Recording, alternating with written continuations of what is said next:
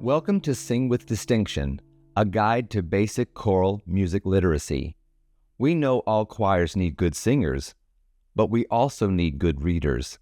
In a traditional choir, a singer who cannot read music learns it by rote, which means the singer is always relying on some external influence to learn the score. Let's begin finding ways to rely on yourself. Below is a keyboard, which is a useful visual when talking about pitches. On it are labeled the octaves of Cs. Notice where middle C is. In this video, you will begin to see how your part moves toward and away from middle C. This is a staff made of 5 lines and spaces. We will be learning the names of those lines and spaces shortly. These are clefs.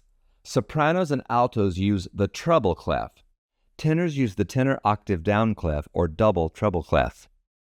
The pitches are read in the same way as the treble clef, but they sound an octave lower. Basses use the bass clef. Tenors do too occasionally. Throughout the video, focus on your own staff. Tenors, you can move back and forth between your double treble staff and the bass staff. The treble clef is also called the G clef. The circular flourishes here are on the G lines.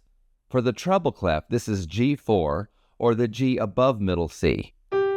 For the double treble clef, that's the G3, the G below middle C. The bass clef is also called the F clef, as the 2 dots here frame the F line, F3 to be exact, the F below middle C.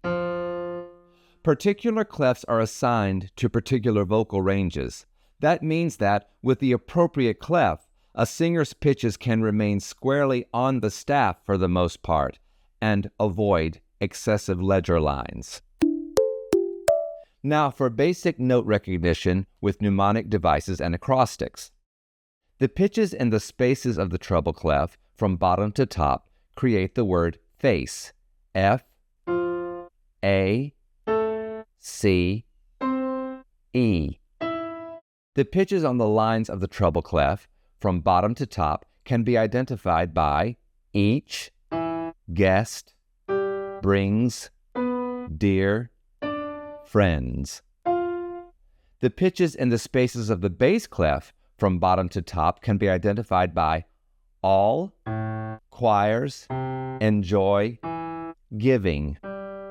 The pitches on the lines of the bass clef, from bottom to top, can be identified by guests, bring, dear, friends, always. Here is a basic major scale on C.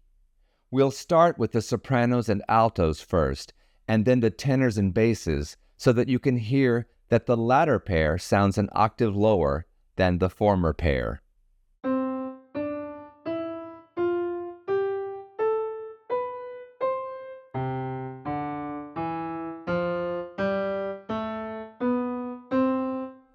Traditional music is laid out in diatonic scales like this, meaning an octave of consecutive pitches that contains 2 half steps and the rest whole steps. This will become very important moving forward when we talk about intervals, keys, and solfege. Thanks for your attention and see you next time.